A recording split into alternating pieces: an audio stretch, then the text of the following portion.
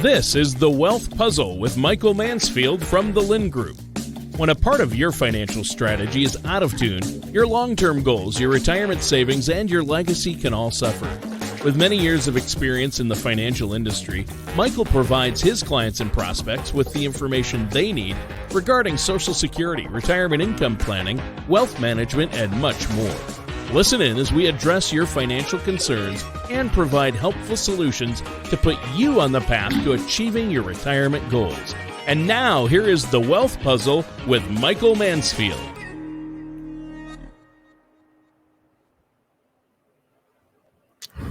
Hey, you did it again, Tana. I know. Stop laughing every week. I can't help it. This is the Lynn Group. This is The Wealth Puzzle, our podcast, our video show. We do it weekly, me and Tana.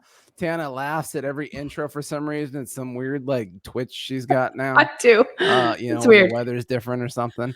Hey, thank you for all of our viewers, all of our listeners. And also we want to thank all the people that give us feedback on the show. We do get a lot of emails, a lot of questions, a lot of opinions.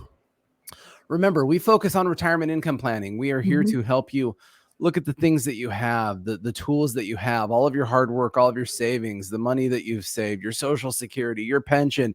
How do you pay off the mortgage? How do you deal with getting sick? All of the moving parts that impact you in retirement.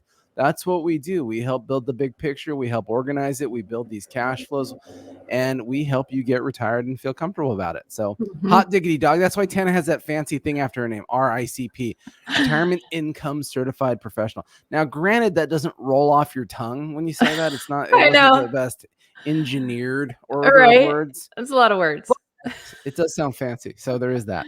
So hot diggity dog. Tana, thanks for joining us. Thank you. It's August in Ventura, so as I look out the window, it's gloomy and cold. It's August in Texas, and it's sunny. Woo! For so many reasons. Well, good. Hey, we got a lot to talk about today. First, what I wanted to talk about, and I didn't even tell Tana this, but I thought we'd talk about old Afghanistan for a second. Now, this is frustrating. Obviously the focus of the show is retirement planning. We do cover a lot of politics. We do cover a lot of current events because, to be fair, these things impact you. They impact your finances because they impact the stock market. Politics. I was going to talk about tax and politics. It became politics. All at the same time. We just invented a new word here on the Wealth Puzzle. We now have politics to talk about. But politics impact taxes, right? They're talking about a lot of legislative changes. So we try to talk about this stuff. So it's not to be some current event show. It is, what are the things that we think are relevant? However, the Afghanistan thing is a little personally relevant to me. So, could it bleed into a bigger thing for your personal finances? Sure. We'll see how it shapes up. But at the moment, it doesn't seem like it will. But hey, I joined the Army a long time ago. In fact, 20 years ago, in August of 2001. Now, August of 2001, Tana, any idea what happened a month later in September of 2001? Yes. 9/11 attack. 9/11. Okay. So I was 3 weeks into my boot camp. I was sitting at Fort Knox, Kentucky. I was actually out on a shooting range. Now in boot camp, I went to a fun special boot camp. It was 16 weeks long instead of 8. So I was one of the lucky ones that somehow had some permanent boot camp. You get no TV, you get no personal time. You wear your uniform and do stuff for 4 months. And so when September 11th happened, we saw no news footage. We didn't see the videos. We didn't see the planes hit the towers. We didn't get any of that. Wow. I was sitting out on the M4 shooting range, 300 yards, iron sights, open. We didn't have these lazy scopes and all this cute red dot stuff people use now. But, we had to actually learn to shoot. And the drill sergeant sits us all down. And he looks at all of us, and we're all sitting there on the ground in the dirt. And he says, "We just went to war. Look around. Half of you will be dead in 6 months." So he said, and it's tough because once again, you're in training and you don't know if this is more propaganda that they're just trying to kind of toughen you up a little bit. But this was a true thing. And this was something that, happened while I was there. Now, fortunately, I was one of the blessed ones. I didn't have to go overseas to Afghanistan and do any of that stuff over there. But what I did end up doing for 2 years is becoming a combat trainer. So I spent 2 years, about 50, 60 miles north of Barstow in the desert, hence trying to replicate Afghanistan. And what we did once a month is we had people come in, about 5,000 people would come through there, and they would train. And this was the pre-training that they would do right before they would get shipped over to Afghanistan. And so I was a combat trainer. So I spent 2 years basically rolling around in the dirt, crawling around, because I was a cavalry scout, of trying to teach people how to fight and how to crawl around in the dirt. People died in training there, and certainly people that we helped train there went overseas and died. Wow. And so, for me, it's kind of personal to see what's happened of lately in Afghanistan, and really how disappointing it is to me. Our military seems to have shifted from having an inability to focus on winning wars to just making sure that everything is cute and fluffy these days. And it wasn't that way when I was in the Army. Them drill sergeants called us words that would be so offensive today. So in any case, I just thought I'd kind of say that I feel for what's going on over there. Yeah. And hopefully it doesn't become a bigger issue, and that all the Americans and all of the people that have supported the United States for so many years are in a good spot. Well, geez, I agree. Somber. All right. Let's end the show there. I'm gonna go golfing. I don't golf. No, you're not. I was gonna say you don't golf. I don't golf. Yeah, I used to golf. I don't golf anymore. So, when you were out in Palm Desert?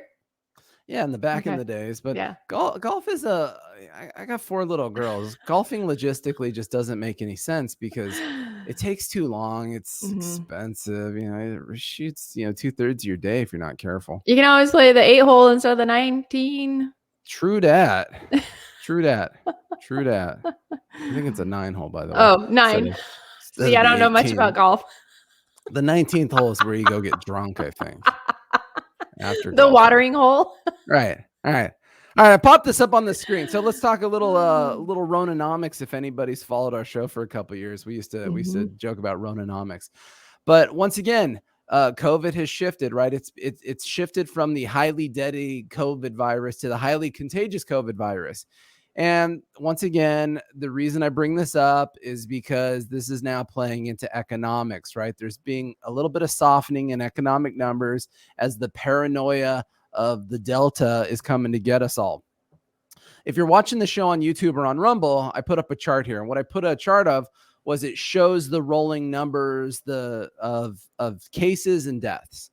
And so the blue line, if anybody can see this on here, guys, see, I need like a cute little pointer. We had that massive wave, right? Massive wave of cases, 300,000 cases coming in November and December last year. It's when it was huge. And mortalities were just as huge, right? We had a lot of people, over 3,000, teasing 4,000 a day passing away at the time.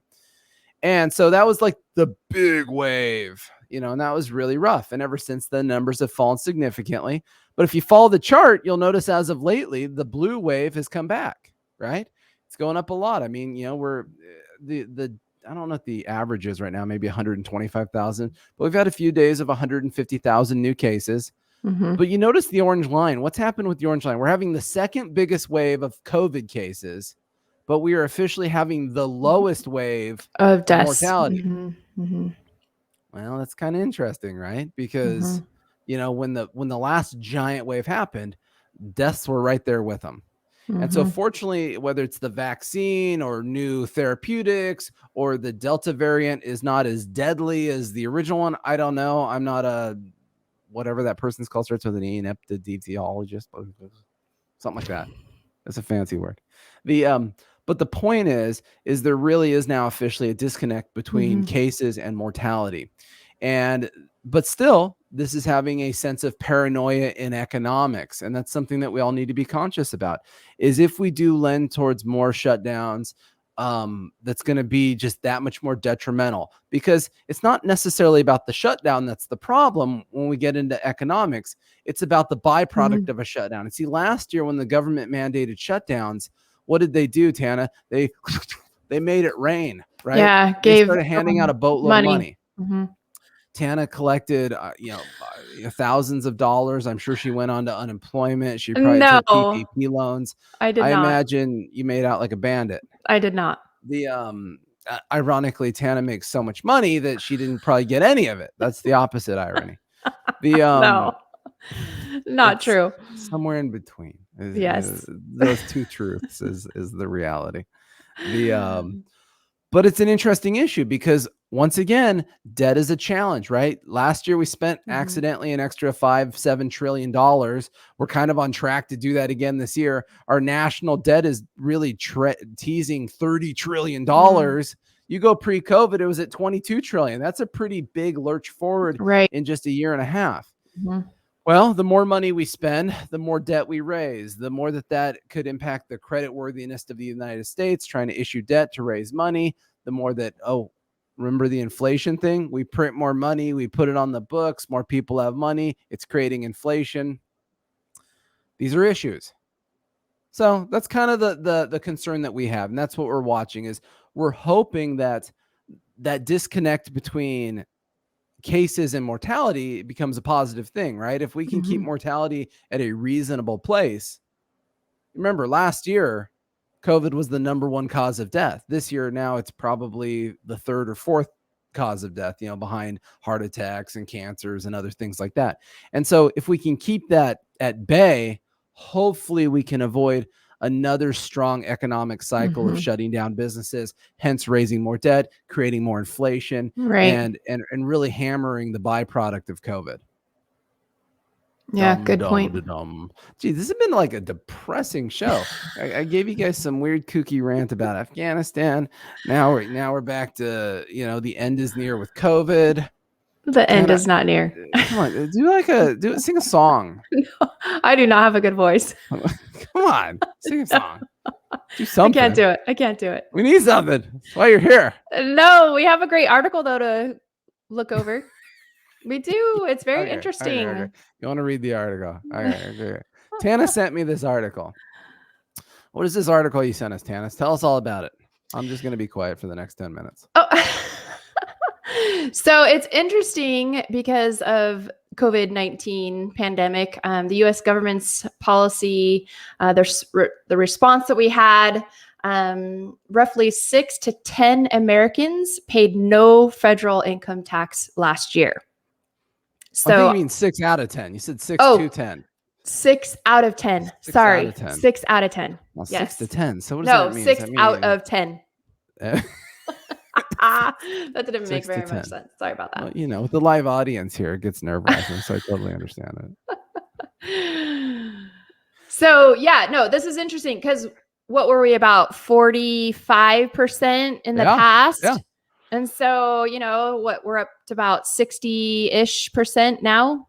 Yeah, so pretty funny. So you kind of nailed it. So according to the Tax Policy Center, it used to be that somewhere between 42 and 50% of people didn't pay any tax at all, federal taxes. And the reason for that being is with standard deductions and child tax credits and all of this kind of stuff, if a married couple was making probably just shy of about $60,000 a year, which is about the median income in the country, they didn't pay any taxes, which, good for them. Now, what happened though last year, obviously, is the government started changing a bunch of rules. They started making certain income sources tax-free. For example, if you collected some unemployment, they made a portion of it completely tax-free.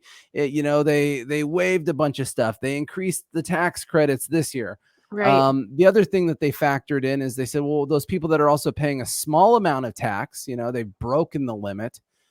Well, geez, by the time we then factor in how many stimulus checks and money we gave back to them, net, they didn't pay any tax. So 61% of people did not pay any tax last year.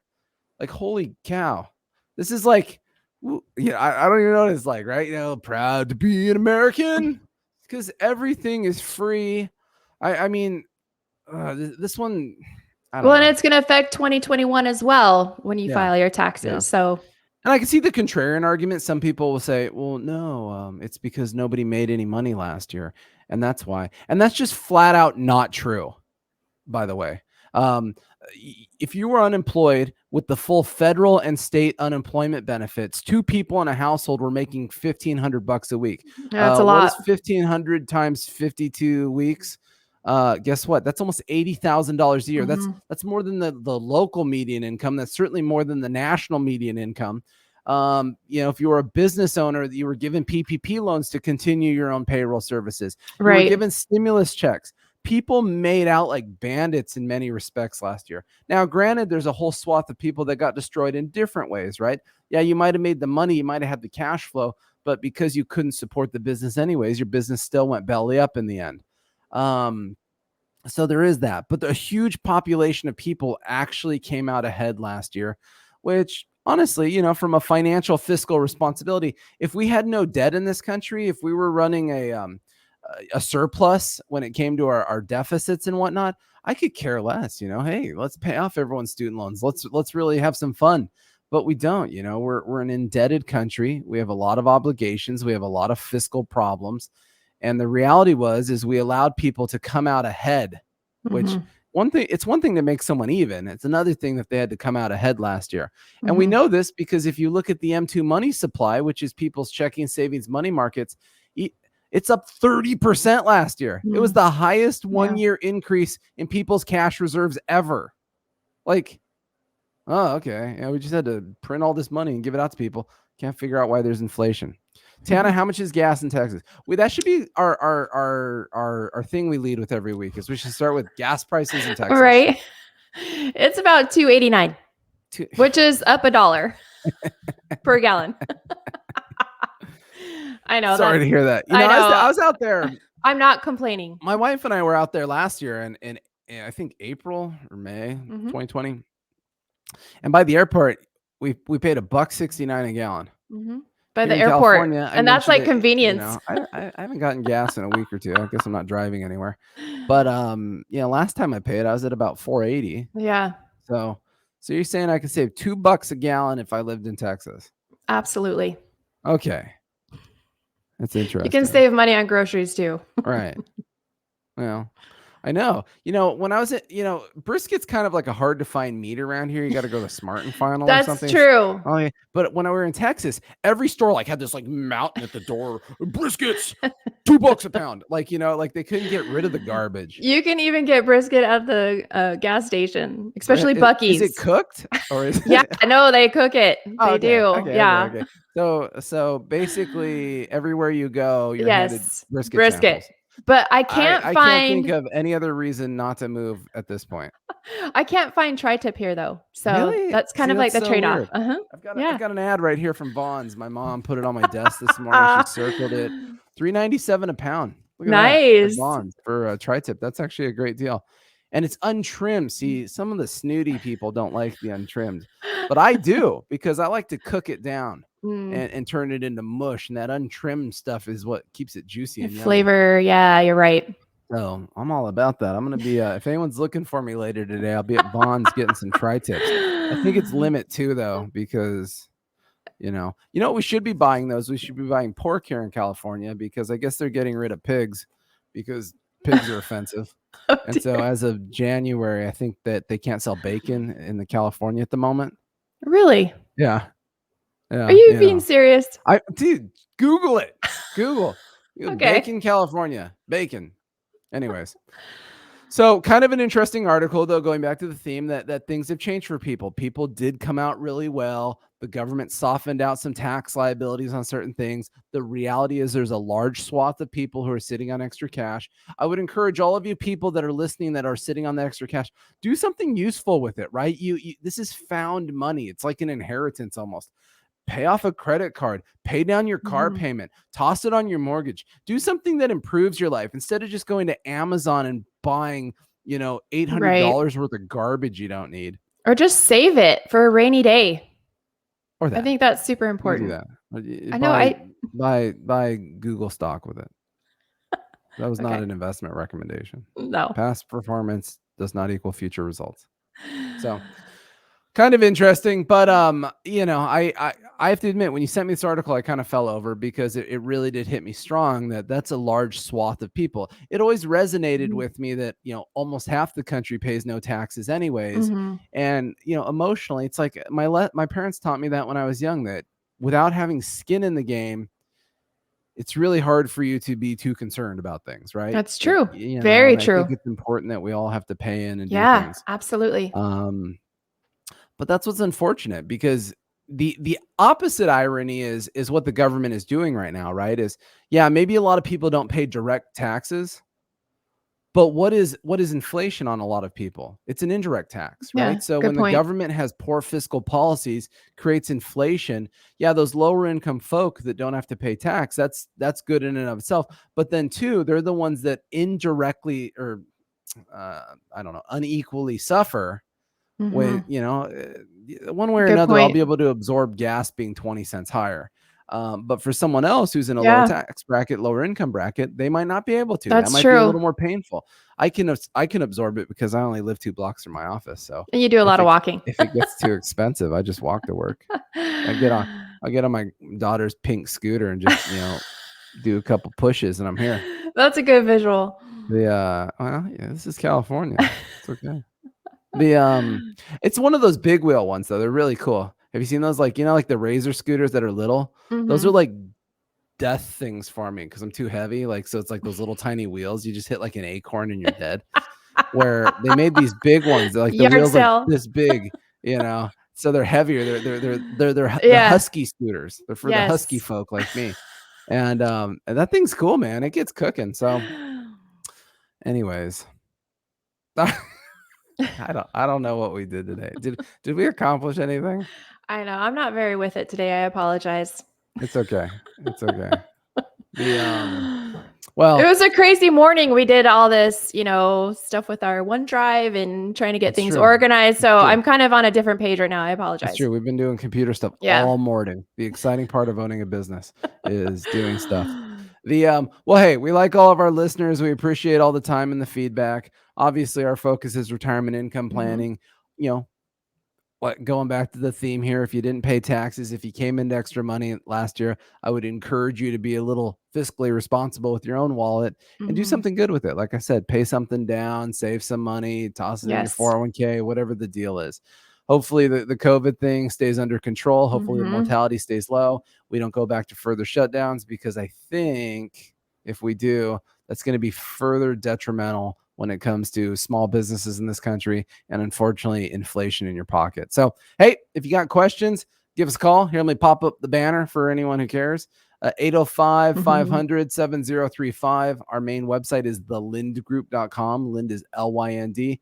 That's 805-500-7035. And everybody have a great week and toodaloo. Yes.